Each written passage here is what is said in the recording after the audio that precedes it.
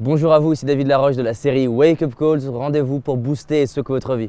Voyons aujourd'hui comment reprogrammer votre esprit et obtenir ce que vous voulez dans votre vie.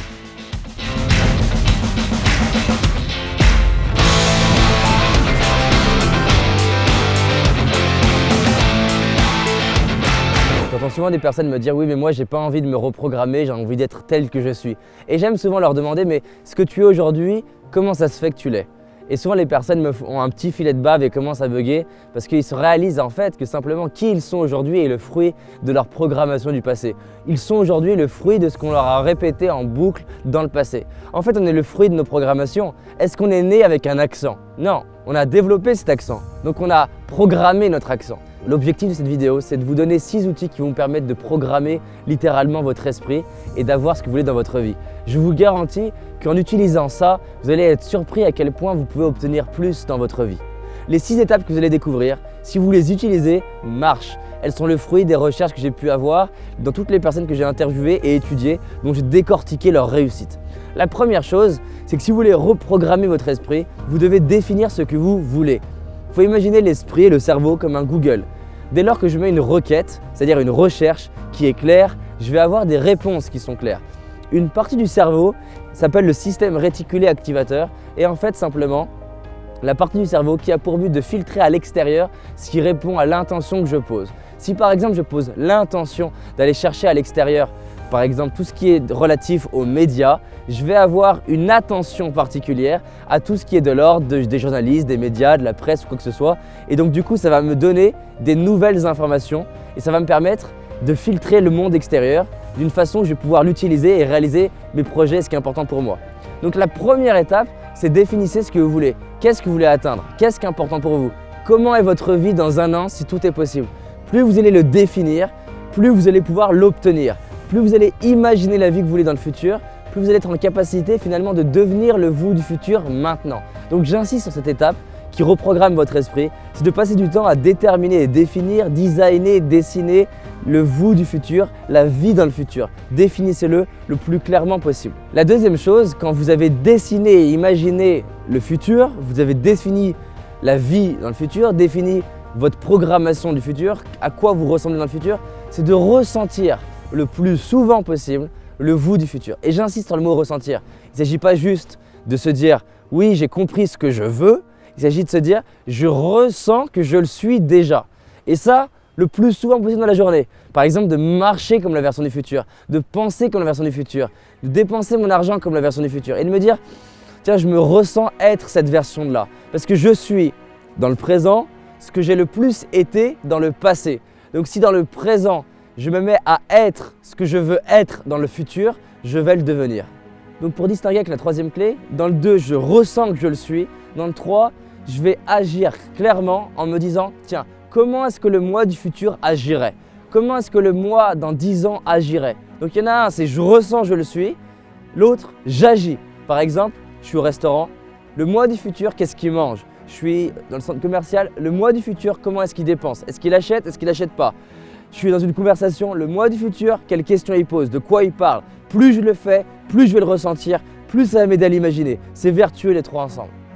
4, c'est une autorisation que je me donne. Plein de fois, j'ai eu du mal à devenir le moi du futur, non pas parce que je n'arrivais pas à le ressentir, non pas parce que je ne savais pas ce que je voulais, non pas parce que je ne savais pas quoi faire, mais parce que je ne m'autorisais pas à l'être. Répétez cette phrase, je m'autorise à être ce moi du futur. Et c'est encore mieux quand on a défini le moi du futur. Par exemple, je m'autorise à être confiant, j'ai le droit d'être confiant. Donnez-vous la permission d'être confiant. Qui d'autre peut le faire? Imaginez que vous êtes un parent bienveillant et maintenant vous dites « je me donne le droit de l'être ». Et vous allez voir, ce droit que vous donnez va changer les choses. La 5e façon de programmer votre esprit, c'est par des questions vraiment très puissantes. Posez-vous des questions de plus en plus puissantes. Les questions, c'est un art qui se raffine. Donc par exemple, des questions puissantes, c'est voilà, quelle serait la différence de ma vie? Qui est-ce que j'ai envie de devenir?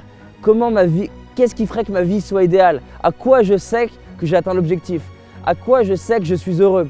Tiens, à la fin de ma vie, qu'est-ce qui fait que je suis fier de moi? Si j'avais un message à donner à l'humanité, lequel ça serait? Toutes ces questions de qualité reprogramment mon esprit. Chaque question crée des nouvelles connexions neurologiques. Je vous invite à être une machine à questions, avec vous-même, avec les autres, dans vos interactions, parce que ça va littéralement reprogrammer votre esprit. La plupart des gens qui ont la vie d'aujourd'hui, qui ressemble à la vie d'avant, c'est parce qu'il se pose les mêmes questions qu'avant. Posez-vous des nouvelles questions que vous ne vous posiez pas d'habitude.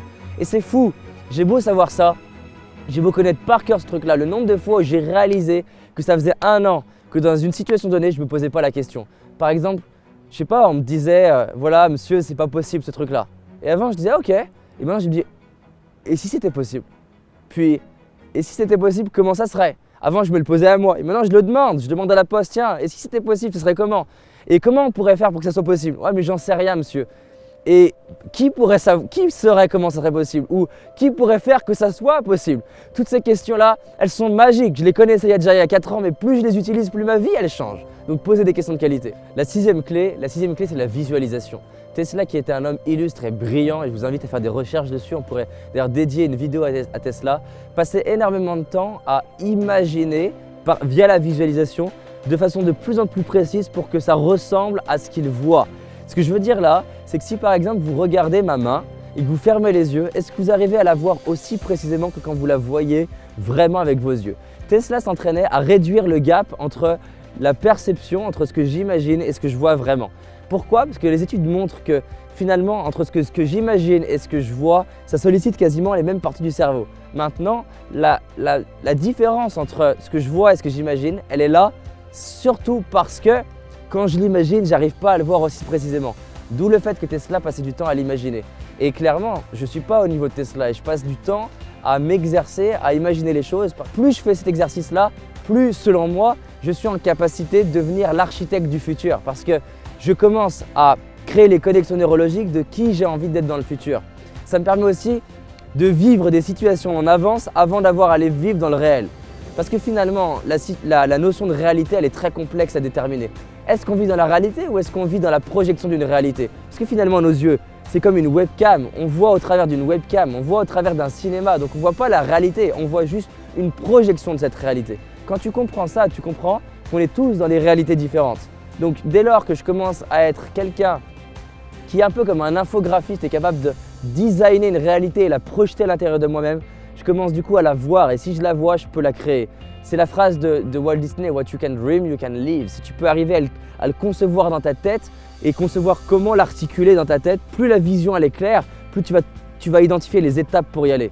Ça c'est bluffant, tous les grands visionnaires, ils avaient cette faculté à voir de plus en plus précisément. Donc moi, je m'entraîne à le faire parce que plus je le fais, plus je suis bluffé par les résultats que je crée et ça reprogramme littéralement mon esprit. Donc faites ça si vous voulez finalement vous permettre de passer à un autre niveau et d'obtenir vraiment ce que vous voulez. Donc définissez ce que vous voulez, au moins écrivez-le, imaginez-le. Einstein disait je garde rien dans ma tête que je peux marquer sur le papier parce qu'il savait qu'extraire de soi c'est le meilleur moyen de définir ce que tu veux. D'où le fait que tu extrais un plan de ta maison. Pourtant tu pourrais garder dans ta tête mais tu l'extrais pour l'affiner, le raffiner. 2. Ressens le plus souvent possible le toi du futur. 3. Agis en fonction du toi du futur. 4. Autorise-toi à l'être et donne-toi la permission. 5. Pose-toi les questions du toi du futur, des questions de qualité puissantes que tu ne te posais pas d'habitude et autorise-toi à les poser aux autres. 6. Exerce-toi à visualiser les choses de plus en plus précisément. Tous les matins, je m'imagine dans une situation où je suis en train de réaliser mon désir. Je visualise l'image, je l'illumine, je l'éclaire, je la rapproche, je l'agrandis. Tout ça, c'est des exercices de visualisation qui ne sont pas simples. Et je réduis le gap entre ce que j'imagine et ce qui se passe vraiment pour reprogrammer mon esprit. Donc voilà, applique ça en boucle et tu vas voir, tu vas être bluffé par tes résultats. Et surtout, rappelle-toi, on avance ensemble. Et si tu aimes mes vidéos, abonne-toi à ma chaîne YouTube, partage les vidéos et on avance ensemble, encore une fois. Merci à toi.